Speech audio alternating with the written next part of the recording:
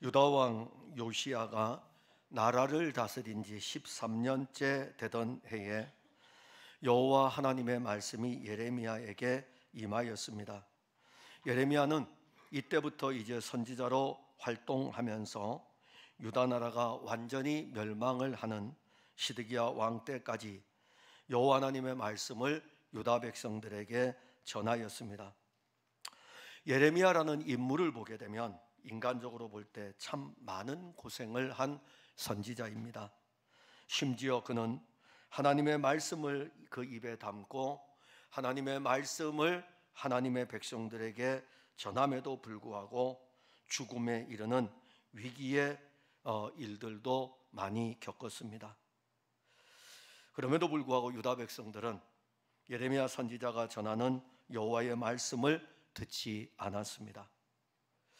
유다 백성들은 자기들에게 좋은 말, 자기들이 듣고 싶은 말, 즉 거짓 선지자들의 이야기에는 귀를 기울였어요.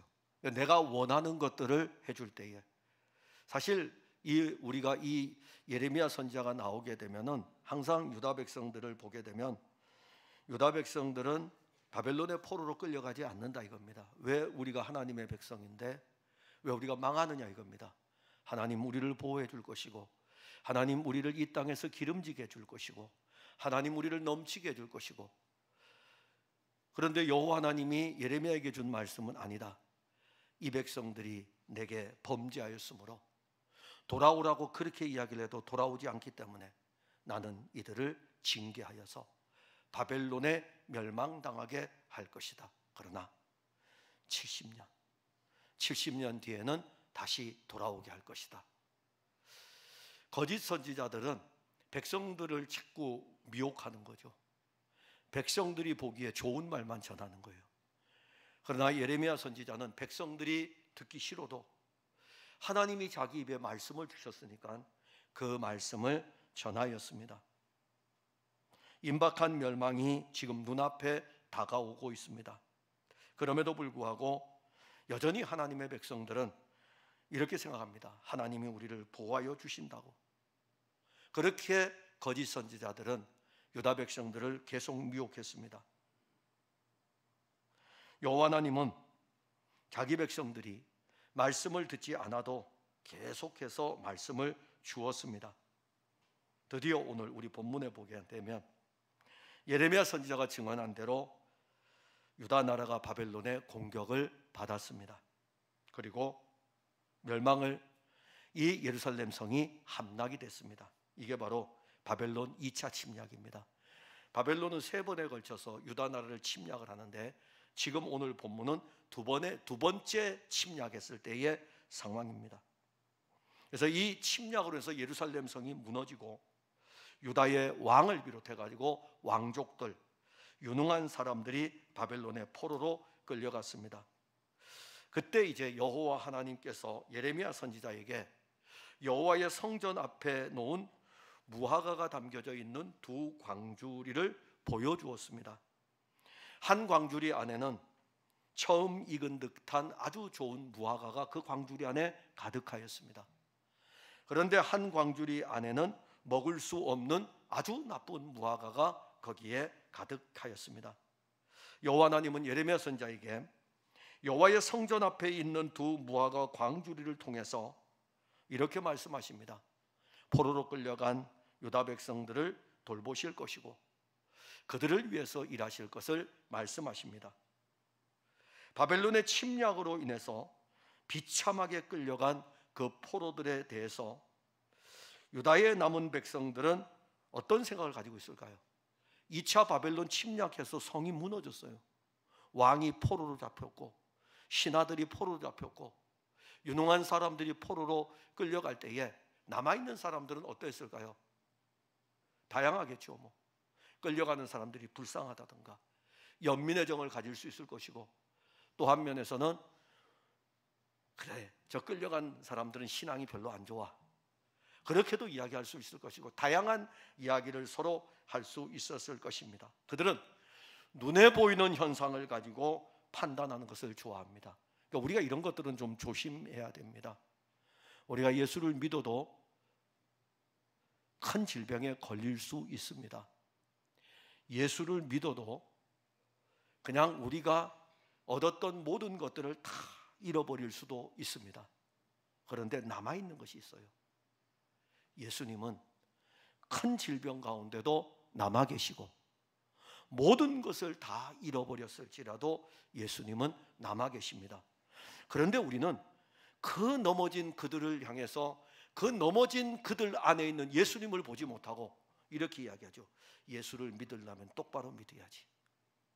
또 그런가 하면 어쩐지 교회 다니면서 좀 그렇게 앞에 나서서 그러더라고. 그건 여러분들의 생각이에요. 포로로 끌려간 사람들, 여러분들은 어떻게 생각합니까? 그래, 그 왕이 어쩐지 그런 것 같았어. 왕 될 자격도 없는데 왕이 돼가지고 3개월 왕했거든요. 3개월 왕하고 포로로 끌려갔거든요. 그 기술 있는 사람들 포로로 끌려갈 때에 남아있는 사람들이 무엇이라고 하겠습니까?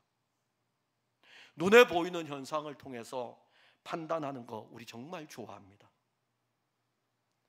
그런데 오늘 우리가 본문을 보면 눈에 보이는 현상이 소망이 없는 것처럼 보일지라도 보이지 아니하는 여호와 하나님은 이 소망 없는 그들을 돌보시면서 하나님이 하고자 하시는 일들을 하신다는 것입니다. 그래서 오늘 우리가 두 광주리에 담겨져 있는 무화과를 보면서 오늘 우리의 영적인 모습을 보려고 합니다. 이 두 무화과 광주리는 유다 백성들을 이야기합니다. 1절에 보면 바벨론의 느부갓네살 왕이 유다 왕 여호야김의 아들 여고냐와 유다 고관들과 목공들과 철공들을 예루살렘에서 바벨론으로 옮긴 후에 여호와께서 여호와의 성전 앞에 놓인 무화과 두 광주리를 내게 보이셨는데 BC 597년 바벨론의 느부갓네살 왕이 유다 나라를 침략하였습니다. 예루살렘 성이 함락됐어요. 자, 성이 무너졌습니다. 예루살렘 성이 무너지고 그때 왕이었던 여고냐와 왕족들과 귀족들과 그리고 목공, 철공, 장인들과 군사들 약 1만 명이 바벨론에 포로로 끌려갔습니다. 약 1만 명이에요. 많은 인원이 포로로 끌려갔습니다. 바벨론의 느부갓네살은 여고냐 왕을 포로로 끌고 가면서 이제 비어있는 유다 왕의 자리에 여고냐의 삼촌이었던 시드기야를 왕의 자리에 앉힙니다. 유다 나라의 패역함은 이처럼 왕도 자기들이 세울 수 없을 정도로 존폐의 위기 상황까지 오게 됩니다. 그러나 유다 백성들은 지금 자기 나라가 이렇게 큰 위기 상황에 있음에도 불구하고 자기들의 현실을 직시하지 못하고 있었습니다. 왜냐하면 그들은 거짓 선지자들의 이야기에 이미 벌써 많이 물들어 있었어요. 이미 거짓 선지자들이 계속 전했던 그 이야기들이 그들을 사로잡고 있었습니다. 하나님이 우리를 지켜주신다. 너무 익숙해요. 우리 혹시 너무 익숙하지 않습니까? 하나님이 우리를 지켜주신다. 너무 익숙하죠. 예수 믿고 구원받았어. 너무 익숙하죠. 나 죽으면 천국 갈 거야. 너무 익숙하죠. 우리가 지금 입고 있는 교회의 이 옷 가운데 익숙하지 않은 옷이 어디에 있겠습니까? 오늘 우리 풍성학교에 처음 오신 분들은 어색할 겁니다. 왜냐하면 우리 교회에서 처음 예배를 드리기 때문에. 그러나 우리 풍성학교의 모든 성도들은 조금도 어색하지는 않죠. 왜냐하면 익숙해 있으니까. 너무 익숙해져 있습니다. 당시 유다 나라의 백성들은요 정말 익숙해 있었어요.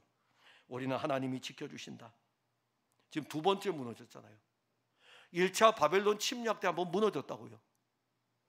그러면 예레미야 선지자의 이야기를 들어야 되죠. 진짜인가 봐. 바벨론이 침략해서 우리 이렇게 위기를 당했는데 안 들어요. 너무 많은 선지자들이 하나님이 지켜주실 거야 여기에 빠져 있어가지고. 근데 두 번째 침략했다고요. 두 번째 침략해가지고 무너져 내렸어요. 성이 무너졌습니다. 그러면 진짜구나. 진짜구나. 근데 여전히 그들은 그 현실을 보면서도 거짓 선지자들의 가르침에 너무 익숙해져 있어가지고 그냥 무덤덤해요. 두 번째 무너졌구나. 그 성이 두 번째 무너졌구나. 괜찮아. 왜냐하면 바벨론 군대가 철수를 하니까. 포로 만여 명 정도를 끌고 가면서 철수를 하니까 하나님 우리를 지켜주실 거야. 여전히 깨닫지 못하였습니다. 영적으로 이 무너진 이런 시대에 예레미야 선지자는 하나님의 말씀을 유다 백성들에게 가지고 다가갑니다. 그러나 이미 영적으로 무너진 유다 백성들은 예레미야 선지자의 입에서 나오는 여호와의 말씀을 듣지를 않았습니다. 무너졌어요. 무너졌기 때문에, 이미 다른 것으로 가득 차 있기 때문에 하나님의 말씀을 들을 수가 없는 거예요. 막혀버린 거예요. 그래서 여호와 하나님께서 2차 바벨론 침략으로 해서 유다 나라가 예루살렘이 무너지고 난 다음에 성전 앞에 있는 두 무화과 광주리를, 무화과가 담긴 두 광주리를 보여준 것입니다. 한 광주리에는 아주 좋은 무화과가 담겨 있었습니다. 그러나 다른 한 광주리에는 아주 나쁜 무화과 한 광주리가 담겨 있었습니다. 이 두 무화과, 이 두 광주리가 유다 백성들의 영적인 상태를 알려줍니다. 예레미야가 본 아주 좋은 무화과 광주리는 안에 있는, 한 광주리 안에 있는 아주 좋은 무화과는 누구입니까? 바벨론의 침략을 받았을 때에 포로로 끌려간 유다 백성들인 것을 알려줍니다. 아주 나쁜 무화과가 담겨있는 한 광주리는 바벨론이 침략했을 때 유다 땅에 살아남아있는 유다 백성들을 가르칩니다. 광주리가 뭡니까? 광주리라고 하는 것은 어떤 곡식을 하나만 넣는 것이 아닙니다. 군집이에요, 군집. 그래서 이 무화과가 이 광주리 안에 있다는 것은 하나만 있는 것이 아니라 무화과가 많이 있다는 것입니다. 한 광주리에는 아주 좋은 무화과가 많이 있고, 한 광주리에는 아주 먹을 수 없을 정도로 부패한 무화과가 있는 것을 알려줍니다. 바로 이들이 누구냐면, 그 광주리에 담겨진 이 무화과가 누구냐면 유다 백성들입니다. 그들의 영적인 상태를 알려줍니다. 이들은 여호와 하나님의 백성이지만 두 광주리에 담겨 있듯이 그 신앙은 달랐습니다. 포로로 끌려간 유다 백성들 중에는 여호와 하나님의 신앙으로 세워진 사람들이 있었는가 하면 또 그렇지 못한 신앙인들도 있었습니다. 사실 그들이 포로로 끌려갔던 것은 신앙으로 인해서 끌려간 것이 아니라 바벨론에서요, 필요한 자원들을 끌고 간 거예요. 일단 왕은 끌고 가야 되겠죠. 그래요, 나라를 다스리는 왕을 끌고 가야 되니까 왕은 끌고 가고, 그 왕의 신하들과 귀족들 끌고 갈 거고, 그 다음에 바벨론에 필요한 게 뭘까요? 유다 백성들 중에 장인들 있잖아요. 목공, 철공, 이 장인들 필요한 거예요. 그때 고대 사회에서는 필요한 것입니다. 오늘 우리나라가 그런 일은 없어야 됩니다. 엊그저께가 광복절이었는데 다시는 그런 일이, 비극이 없어야 되는데, 우리가 다른 나라의 침략을 당해서 우리나라가 다른 나라의 압제 아래 들어가는 일이 다시는 없어야 됩니다. 그러나 만일 우리나라를 침략하였다면 누구를 포로로 끌고 갈까요?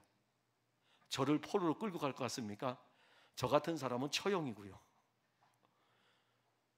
AI 기술을 가진 사람은 포로로 끌고 갈 것입니다.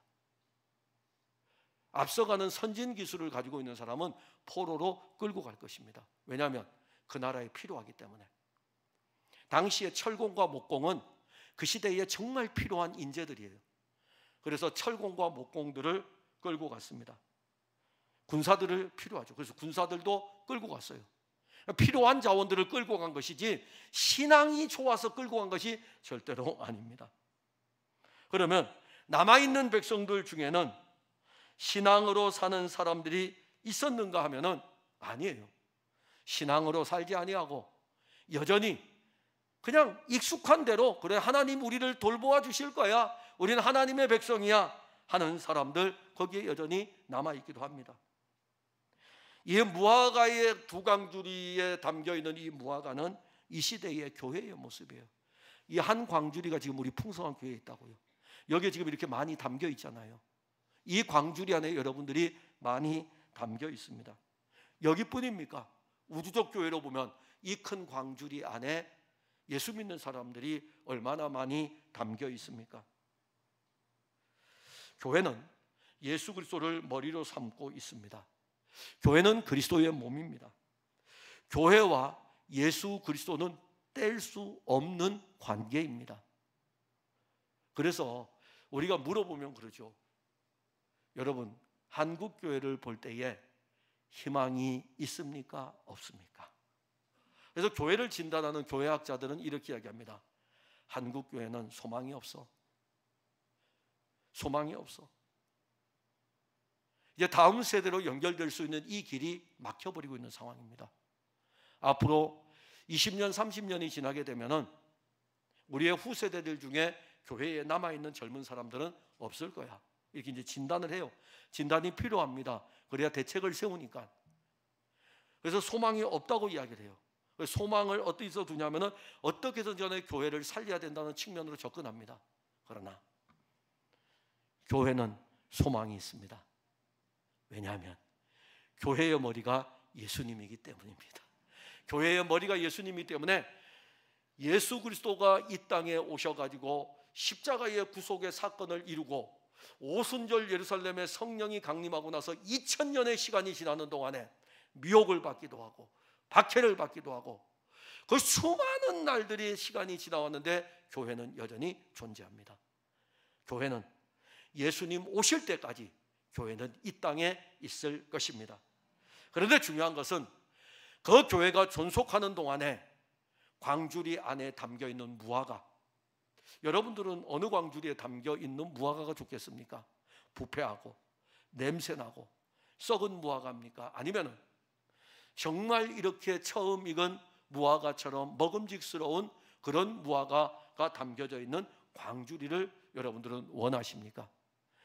근데 그는 여러분들이 원하는 것들은 아마 한 광주리 안에 잘 익은 무화과, 처음 익은 무화과, 그 광주리를 여러분들은 원할 것이고, 또 하나 나는 그 광주리에 있다고 생각할 것입니다. 그런데 우리가 오늘 말씀을 보면서 내가 부패하여져 있을 수도 있어요. 내 부패로 인해 가지고 이 전체가 부패할 수도 있고, 그러나 말씀은 오늘 여러분들을 이끌어갈 것입니다. 여러분들 안에 이 두 광주리를 같이 가져가면서 하나님의 영은 이 말씀을 통해서 여러분들을 말씀으로 붙들면서 한 좋은 광주리 안에 있는 모습들을 보게 할 것입니다. 먼저 우리가 보는 것은 한 광주리의 무화과를 보는데 먹을 수 없는 아주 나쁜 무화과입니다. 8절에 보면 여호와께서 이와 같이 말씀하시니라. 내가 유다의 왕 시드기야와 그 고관들과 예루살렘의 남은 자로서 이 땅에 남아있는 자와 애굽 땅에 사는 자들을 나빠서 먹을 수 없는 이 나쁜 무화과 같이 버리되, 이렇게 말씀합니다. 바벨론의 2차 침략은 유다의 수도였던 예루살렘까지 함락되는 비극이 왔습니다. 왕이 포로로 끌려갔습니다. 유다의 고위 공직자들과 그리고 기술을 가지고 있는 사람들이 포로로 끌려갔습니다. 여고냐를 이어서 시드기야가 왕위에 올랐습니다. 그의 곁에는 신하들이 있었어요. 그러니까 시드기야는 자기가 왕이 되고 싶어 된 것이 아니고 자기 조카가 포로로 끌려가니까 바벨론에서 야 시드기야 네가 대신 왕해. 그래서 바벨론에 의해서 세워진 왕인 것입니다. 이 시드기야 곁에도 신하들이 있습니다. 그리고 바벨론 2차 침략 때 나라는 함락이 됐을지라도, 예루살렘 성은 무너졌을지라도 살아남은 자들은 여전히 예루살렘에 살고 있었습니다. 그리고 그들 중에는 어떤 사람들은 애굽으로 내려가서 애굽을 의지하던 사람들도 있었습니다. 예레미야 선지자는 이 사람들을 나쁜 무화과다 이렇게 말씀합니다. 이 사람들은 성전 앞에 놓인 두 무화과 광주리 중에 한 무화과 광주리 안에 가득한 아주 먹을 수 없는 나쁜 무화과입니다. 그런데 이 사람들은 어떻게 이야기할까요? 여호와 하나님은 나쁜 무화과다 그랬어요. 이 광주리 안에 있는 이 사람들, 시드기야 왕, 신하들, 그리고 살아남아 있는 자들, 애굽을 의지하는 자들, 이 전부 다 나쁜 무화과라고 말씀하였어요. 그런데 그 무화과들은 뭐라고 이야기할까요? 그 나쁜 광주리, 그 광주리 안에 있는 이 나쁜 무화과들은 자기들을 보고 뭐라고 이야기할까요? 우리가 바벨론 침략에서 살아남았다고 할 거 아닙니까? 포로로 끌려간 사람이 있는데 우리는 살아남았다 이겁니다. 그래, 이제 시드기야가 새롭게 왕이 됐으니까 우리가 새로운 왕국을 세워가자고 할 수도 있을 것입니다. 그런가 하면 이 전쟁 난리통에 애굽으로 피신한 사람들은 우리가 애굽을 의지해서 애굽으로 도망을 가서 살았다고 이야기할 것입니다. 이 사람들은 어떤 이야기를 하냐면은 어떻게 해서든지 간에 우리가 살아야 하기 때문에 살아남아 있다는 이 자체만 보게 될 것입니다. 거기에다가 이들의 이러한 삶을 부추기는 또 다른 영적인 한 부류, 바로 거짓 지도자들까지 있었습니다. 그들은 유다 백성들이 패역함으로 지금 하나님께서 이 칼을 뽑아가지고 이방의 나라의 칼을 뽑아가지고 북방에서 끓는 가마로서 이 뜨거운 물을 쏟아붓고 있는데도 그들은 오히려 하나님이 우리를 보호해 주실 것이라고 말씀을 가르칩니다. 거짓되고 잘못된 선지자들이 가르치는 그 교훈은 이들에게 영적으로 아무런 유익도 되지 못했습니다. 그러다 보니까 시간이 가면 갈수록 점점 더 썩어가고 있었습니다. 영적으로 곪고 있었어요. 골마가고 있었습니다. 결국 끝에 가니까 어떻게 됩니까?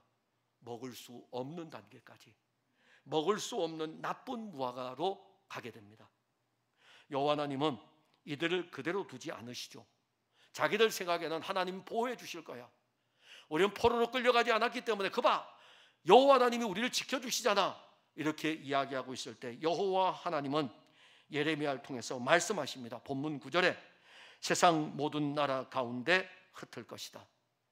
세상 모든 나라들 가운데 흩을 것이고 환난을 당하게 할 것이며 또 그들에게 내가 쫓아보낼 모든 곳에서 부끄러움을 당하게 하며 말거리가 되게 하며 조롱과 저주를 받게 할 것이며 유다 백성들과 예루살렘에 세워진 여호와 하나님의 성전은 이제는 온 세상 사람들의 비웃음거리가 될 것입니다. 그리고 남아있다고 하던 그들 자신도 하나님이 세상 모든 나라 가운데 흩어버릴 것이고 환난을 당할 것을 말씀했습니다.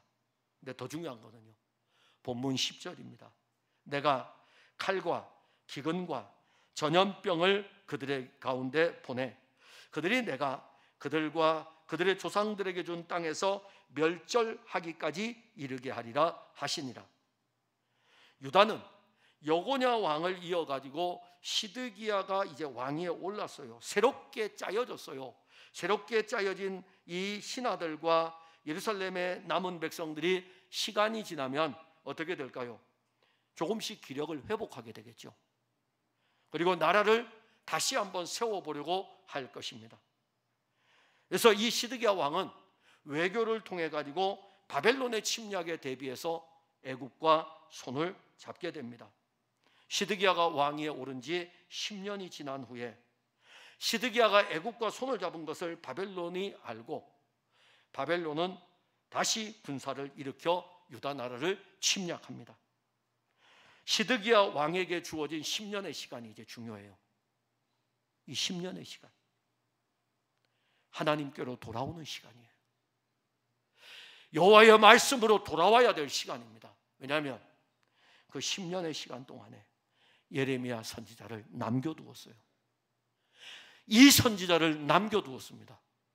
이 선지자의 입을 통해서 여호와의 말씀이 계속 시드기야 왕에게 전하여졌다는 것은 아직은 희망이 있다 이겁니다. 이 10년의 시간을 너가 여호와께로 돌아오면 되니까는 남겨두신 거예요. 그러나 시드기야 왕은 이 10년의 시간 동안에 오히려 자기에게 여호와의 말씀을 전하는 예레미야를 옥에 가두고 진흙 구렁텅이에 빠뜨려 가지고 죽이려고까지 할 정도로 그렇게 예레미야 선지자를 배척하고 그러합니다. 그러면서 한 면에서는 신앙이 아니라 외교를 통하여 가지고 애국과 손을 잡아 바벨론을 대항하려고 하는 것입니다. 3차 바벨론 침략은 유다 나라의 마지막 항전입니다. 이제 곧 있으면 3차 바벨론 침략이 이어지게 되고 그 침략이 있게 되면 예루살렘은요 초토화가 되게 됩니다. 그걸 지금 10절에 말씀하고 있는 거예요. 내가 가만두지 않는다. 이 성에 남아있는 사람들 내가 가만두지 않는다. 그래서 이들은 칼에 죽을 것이다. 기근에 죽을 것이다. 전염병에 죽을 것이라고 말씀합니다.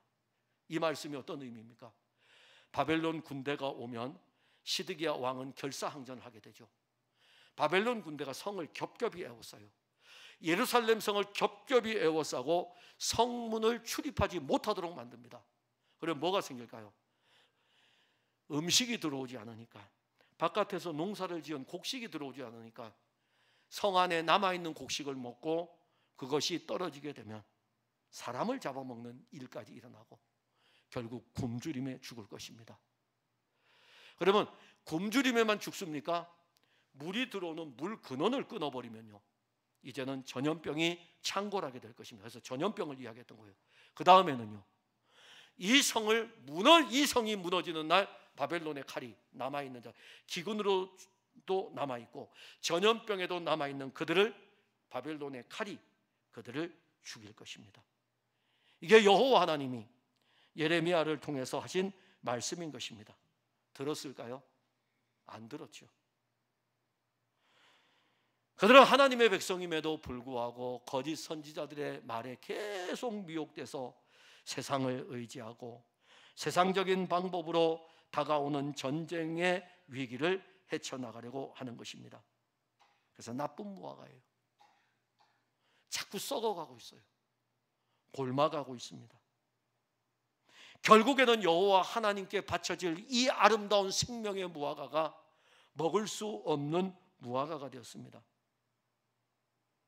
한 광주리 안에 있는 무화과는 썩은 무화과로 인하여 가지고 거기에 조금 나은 무화과가 있는데 그 무화과도 이제 썩어가는 거죠. 같이 썩어가요. 시간이 지나면 같이 썩어갑니다. 또 시간이 지나면 그 광주리 안에 있는 무화과는 전부 썩을 것입니다. 말씀이 육신이 되신 그리스도의 말씀을 먹지 못하면 이와 같이 우리의 영적인 상황도 심각하게 흘러갈 수 있습니다. 언제부터인지 우리의 신앙이 세속화의 그 물결에 휩쓸려 가지고 죽은 물고기처럼 떠내려가고 있습니다. 세상 모든 사람들이 여호와 하나님을 거역하고 이 세상에다가 대장부를 낳고 있습니다. 그들은 자기의 이름을 내고 자기의 힘을 기르고 대장부를 낳는 일을 세상 사람들이 하고 있습니다. 그 시대에 그 물결에 휩쓸리지 아니하고 여호와 하나님께서 남겨둔 한 사람이 있었습니다. 노아입니다. 노아예요. 그 썩은 무화과 광주리 안에 그래도 꼭 남겨두어야 할 무화과가 있었어요. 그래서 성경은 이렇게 표현합니다. 노아는 여호와의 은혜를 입었더라. 썩은 광주리 안에서 같이 썩어가는 것이 아니라 여호와 하나님은 노아를 딱 붙들고 노아를 보호하시면서 그 썩은 광주리 안에서 다 썩어서 온 세상 멸망을 시킬 때에 그는 남겨두었던 것입니다. 노아도 여호와의 돌보심을 받지 못하였다면 썩은 무화과가 돼서 같이 망하였을 것인데 노아는 여호와의 은혜를 입었더라. 돌보심이에요. 그게 이제 다음 세 번째 대지입니다. 돌보심에 대해서 세 번째로 보게 될 것입니다. 우리가 하나님의 아들 예수 그리스도를 외면하고 자기 스스로 영적인 힘을 키운다면 그것은 여호와 하나님을 거역하는 행위입니다. 하나님은 그 아들을 통해서 은혜를 주셨어요. 하나님은 그 아들을 통해서 생명을 주었습니다. 하나님은 그 아들을 통해서 우리 죄 문제를 해결해 주었어요. 하나님은 그 아들을 통해서 우리의 사망의 문제를 해결해 주신 것입니다. 그 아들을 통하지 않고는 누구도 하나님의 은혜를 입을 수 없습니다. 그런데 오늘날 지금 우리의 모습을 보면 영적으로 부패하고 한 사람의 부패함으로 인해 가지고 이 교회 공동체 전체가 부패할 수 있다는 것은 영적인 비극입니다. 그런데 오늘 이제 보아야 될 내용 또 하나, 한 광주리의 무화과는 아주 좋은 무화과입니다. 제가 볼 때에 여러분들이 설교를 들을 때요, 항상 뒤에 부분을 가지고 나가는 것이 있더라고요. 그래서 흐름은 원래 이것이 두 번째 나와야 되지만 맨 뒤에다가 넣습니다. 아주 좋은 무화과를 보려고 합니다. 5절에 보면 이스라엘의 하나님 여호와께서 이와 같이 말씀하시니라. 내가 이곳에서 옮겨 갈대아인의 땅에 이르게 한 유다 포로를 이 좋은 무화과 같이 잘 돌볼 것이다. 바벨론의 포로로 끌려간 사람들 중에 우리가 가장 먼저 주목해야 될 인물이 유다의 왕이었던 여고냐입니다. 여고냐. 이 사람의 이름은 원래 여호야긴으로도 불려요. 여호야긴으로 많이 불리는데 오늘 본문에서는 여고냐로 나오기 때문에 여고냐로 여러분들에게 풀어가지만 여호야긴으로 불려집니다. 그의 아버지가 누구냐면 여호야김 왕이에요. 바벨론 왕 느부갓네살에 대해서 여호야김 왕이 반역을 일으켰어요. 그래서 2차 바벨론 전쟁이 일어납니다. 그런데 이 여호야김 왕이 전쟁 중에 죽게 돼요. 그러니까 급하게 유다의 왕이 세워져야 되니까는 여호야김 왕의 아들이었던 여고냐가, 여호야긴이 왕위에 올랐습니다. 그러나 그가 왕위에 오른 지 3개월도 되지 않아 가지고 예루살렘 성이 함락이 되었습니다. 그리고 이 왕은요, 성이 함락이 되니까 바벨론의 느부갓네살 왕이 괘씸해 가지고 네 아버지 때문이지만은 그 아들을 데리고 그냥 포로로 끌고 가는 것입니다. 그럼 도대체 여고냐라는 이 여고냐, 여호야긴, 여고냐라는 이 사람이 어떤 신앙의 인물이었는가를 우리가 좀 한번 봐야 되겠죠. 열왕기하 24장 9절과 10절의 말씀을 보면 여호야긴이 그의 아버지의 모든 행위를 따라서 여호와께서 보시기에 악을 행하였더라. 그때에 바벨론의 왕 느부갓네살의 신복들이 예루살렘에 올라와서 그 성을 에워싸니라. 딱 한편 이야기예요. 여고냐는 악한 왕이었다. 예레미야서 22장, 그 앞에 가게 되면 22장 24절에 보게 되면 여고냐가 하나님의 오른손에 인장반지를 할지라도 하나님 빼버리겠다 이겁니다. 그러니까 얼마나 악한 왕이었으면 예레미야 선지자를 통해서 말씀하실 때에 이 여고냐가 유다의 왕이니까 하나님의 오른손에 하나님의 백성들의 인장반지 아닙니까? 내가 이거 빼버리겠다 이렇게 말씀을 하십니다. 바벨론의 느부갓네살 왕이 예루살렘을 함락했어요.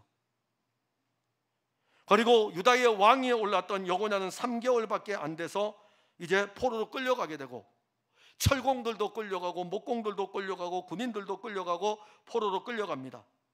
열왕기하 24장 15절 16절에 그가 여호야긴을, 바로 여고냐죠, 오늘 본문에 여호야긴을 바벨론으로 사로잡아가고 왕의 어머니와 왕의 아내들과 내시들과 나라의 권세 있는 자도 예루살렘에서 바벨론으로 사로잡아가고 또 용사 7,000명과 장인과 대장장이 1,000명 곧 용감하여 싸움을 할 만한 모든 자들을 바벨론 왕이 바벨론으로 사로잡아 가고 이렇게 말씀합니다. 약 1만 명의 유다 백성들이 바벨론 포로가 됩니다. 이 사람들이 영적으로 다 하나님을 잘 섬겼느냐라는 부분이에요. 광주리 안에 있잖아요. 이 광주리 포로로 끌려가는 10,000명이 이 광주리 안에 있다. 그러면 이 10,000명이 전부 다 신앙이 좋았느냐 이겁니다. 거기에 누가 있다고요? 여고냐가 있잖아요. 지금 그 한 명만 보더라도 신앙 안 좋은 사람 1명 들어가 있잖아요. 그 한 사람 때문에 전부 다 부패할 수 있다고요. 그런데 오늘 이 광주리를 우리가 보아야 돼요. 이 광주리가 아주 먹음직한 처음 익은 광주리의 무화과인 것을 우리가 이제부터 보게 될 것입니다. 바로 이 여고냐, 그 1만 명 안에 여고냐, 하나님 앞에서 악한 왕이었던 이 여고냐도 그 좋은 무화과 광주리 안에 있습니다. 그런데 2차 바벨론 포로로 끌려갈 때에 우리가 잘 아는 한 유명한 인물이 포로로 끌려갑니다. 바로 에스겔 선지자입니다. 에스겔 선지자가 2차 바벨론 포로 때 포로로 끌려갑니다. 그러면 그 광주리 안에는 대표적으로 악한 왕도 있고 하나님께 진실된 신앙이었던 에스겔 선지자도 거기에 있습니다. 여호와 하나님께서 예레미야에게 보여준 성전 앞에 놓인 이 무화과 두 광주리 중에 한 광주리가 아주 좋은 무화과라고 하는 것은, 왜 이 광주리에 있는 무화과가 아름답냐면 포로가 된 1만 명의 신앙이 다 아름답기 때문에 좋은 무화과라고 말씀하지를 않습니다. 본문 5절에 보면 내가 이곳에서 옮겨 갈대아인의 땅에 이르게 한 유다 포로를 이 좋은 무화과 같이 잘 돌볼 것이라. 내가 돌보겠다 이겁니다. 거기 여고냐도 있고 신앙 좋은 사람도 있고 신앙 나쁜 사람도 있고 다 들어가 있지만은 내가 그들을 돌볼 것이다. 여호와 하나님은 포로로 끌려간 그 유다 백성들, 그 바벨론 땅에 두고 자기 백성들을 돌아보십니다. 돌보아 주십니다. 그리고 때가 되면 그들을 돌보고 있다가 하나님이 바벨론 70년 포로의 기간이 끝나는 그때가 되면 그들을 약속의 땅으로 인도할 것을 말씀합니다. 그러면 포로로 끌려간 이 한 광주리 안에 있는 무화과는요, 바벨론 땅에서 하나님의 돌보심을 받으면서 어떻게 신앙이 자랄까요? 그게 시편에 기록되어 있어요. 시편 137편을 보면 바벨론에서 포로 생활할 때 그들의 신앙을 볼 수 있습니다. 137편 1절에 우리가 바벨론의 여러 강변 거기에 앉아서 시온을 기억하며 울었도다. 시편 137편 4절에 우리가 이방 땅에서 어찌 여호와의 노래를 부를까? 그러니 얼마나 아름다운 신앙으로 지금 회복이 되고 있습니까? 하나님이 내가 그들을 옮겨서 내가 그들을 돌볼 거야. 그래서 이 바벨론 포로로 끌려간 그들을 돌보면서 그들이 바벨론의 여러 강가에서 울면서 이제 신앙이 회복되죠. 신앙이 회복되니까 어디를 바라봅니까? 예루살렘을 바라보잖아요. 시온을 바라봅니다. 그 시온을 바라보면서 그들이 나라를 잃어버렸기 때문에 시온을 바라보는 것이 아니라 거기에 하나님의 성전이 있었던 곳이기 때문에 여호와 하나님을 바라보면서 그들은 바벨론 여러 강변에서 울었던 것입니다. 더 나아가서 우리가 이 이방 땅에서 찬송을 부를 수 있을까? 얼마나 그들 자신을 돌아볼 때에 이 여호와의 성전에서 노래를 불러야 되는데 이방 땅에 포로로 끌려와 가지고 이 이방 땅에서 내가 여호와 하나님을 노래할 수 있을까? 그 표현은 이방 땅에서 여호와 하나님을 찬송하는 그 찬송이 그들에게 감격이요 기쁨인 것을 알게 됩니다. 교회에서 찬송을 감격으로 불러야 돼요. 안 그렇습니까? 우리를 구원하여 주신 예수님의 구원의 은혜에 감격해서 이 광주리 안에서 예수님을 찬송하고 예수님을 찬송하는 일들이 일어나야 되지. 혹 여러분들 중에 몸이 아플 때에, 우리가 얼마 전에 코로나로 인해서 3년 동안 비대면 예배를 드릴 때에 집에서 여러분들이 찬송을 부를 때, 대면 연불 때 크게 불렀습니까? 아파트가 쩌렁쩌렁 울리도록 찬송 불렀습니까? 아니면은 제가 좋아하는 찬송이 28장입니다. 복의 근원 강림하사. 자, 여러분 예배 시작하겠습니다. 28장 찬송 부르겠습니다. 복의 근원 강림하사 찬송하게 하소서. 찬송 이제 영상으로 나가는데 영상으로 예배 드리는 사람들은 복의 근원 강림하사 이렇게 부르지는 않았겠죠. 여러분들도 큰 소리로 불렀겠죠. 부르면서 우리 아파트는 방음이 안 되기 때문에 옆에 있는 아내가 당신 좀 작게 불러. 그래서 좀 작게 부르거든요. 그럴 때에 속에서 끌어오는 거, 언제 내가 이 풍성한 교회 본당에 올라가서 마음껏 여호와 하나님을 찬송할 수 있을까? 지금 바벨론 포로에서 끌려간 이방 땅에서 그 표현을 하고 있는 것입니다.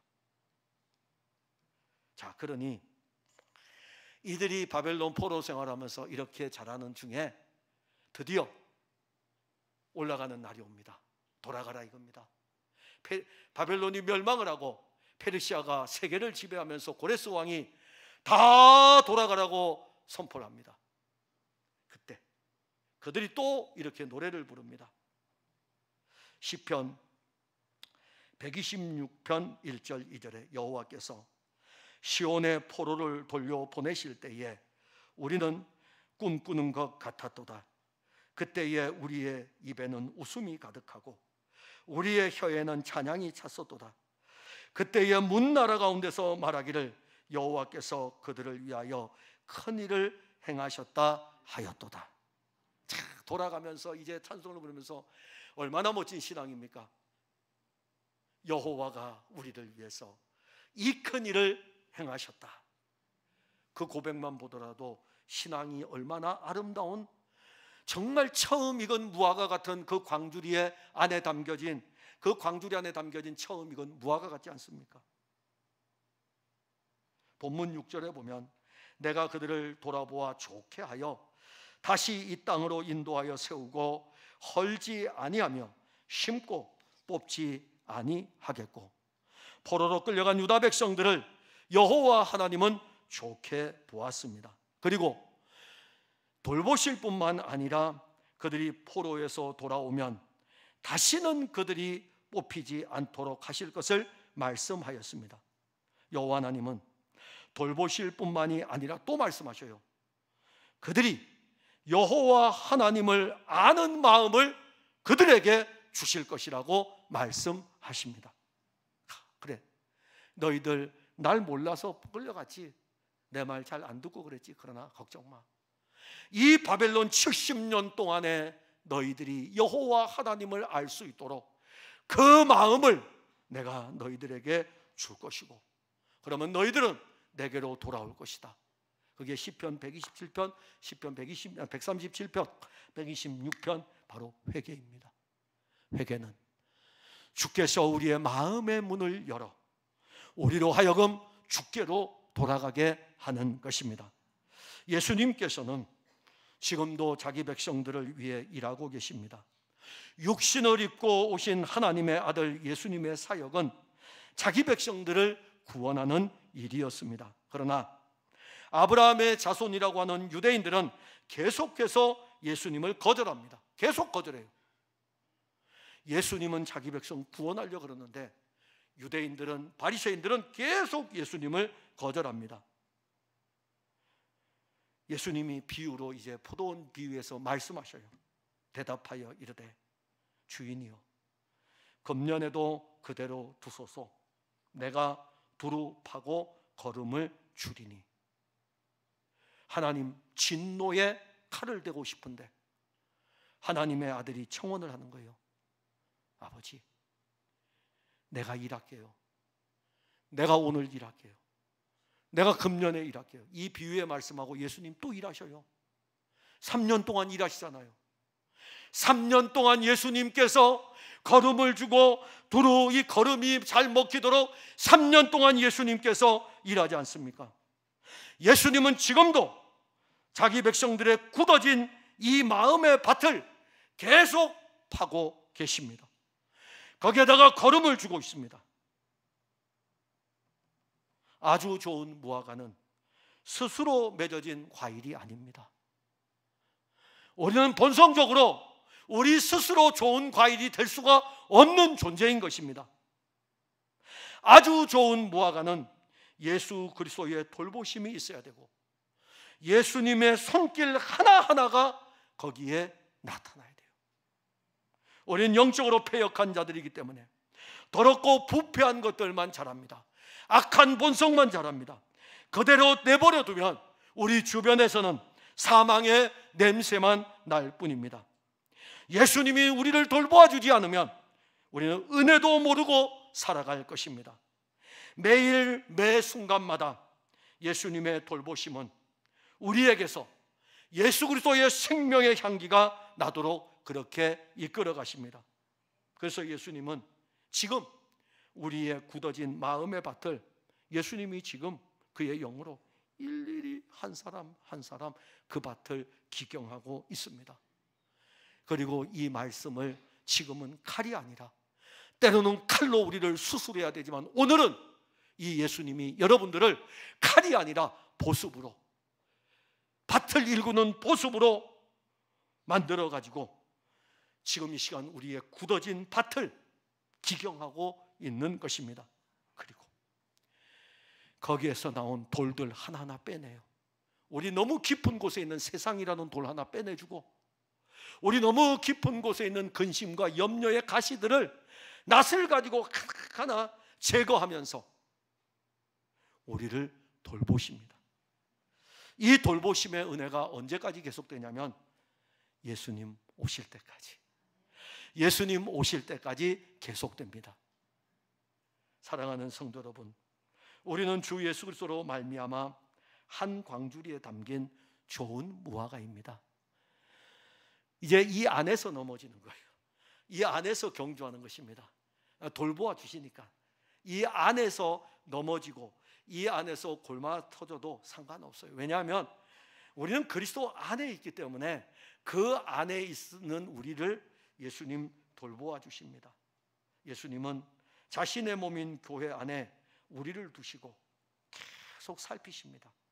때를 따라 생명의 단비도 내려주시고 은혜도 공급하여 주십니다. 세상으로 향하는 우리의 마음을 예수 그리스도를 통해서 하나님 아버지께로 나아가게 합니다. 그래서 우리는 한 광주리에 담긴 아주 좋은 무화과입니다. 이렇게 우리를 아주 좋은 무화과로 만들어 주신 예수님은 영원히 찬송을 받으실 분입니다. 그리고 지금도 우리가 한 광주리에 담긴 좋은 무화과로 이 풍성한 교회에 있다는 이 자체가 전적으로 그분의 돌보심의 은혜를 입고 있는 것입니다. 기도하겠습니다. 하나님, 은혜를 감사합니다. 주의 돌보심의 은혜가 우리에게 있고, 때로는 우리의 모습이 그 광주리 안에 있는 아주 좋은 그 무화과가 담겨있는 광주리에 있는 여고냐의 모습이기도 하고 에스겔의 모습이기도 합니다. 그러나 그 어떤 모습일지라도 우리가 예수 그리스도를 믿는 믿음을 가지고 있고 그 믿음으로 말미암아 생명의 광주리 안에 있다면 주님은 우리를 돌보시고 주님은 우리를 기경하시면서 우리 안에서 주님의 열매들이 더욱더 맺어가도록 오늘도 일하십니다. 사랑하는 성도들이 그 은혜 안에 있음을 알고 참으로 이들을 통해서 예수의 생명의 향기, 다른 사람을 사랑하는 향기, 다른 사람에게 은혜를 베푸는 향기, 그러한 향기가 여기에서부터 계속해서 다른 사람들에게도 줄 수 있도록, 흘러갈 수 있도록 역사하여 주옵소서. 예수님 이름으로 기도하옵나이다. 아멘.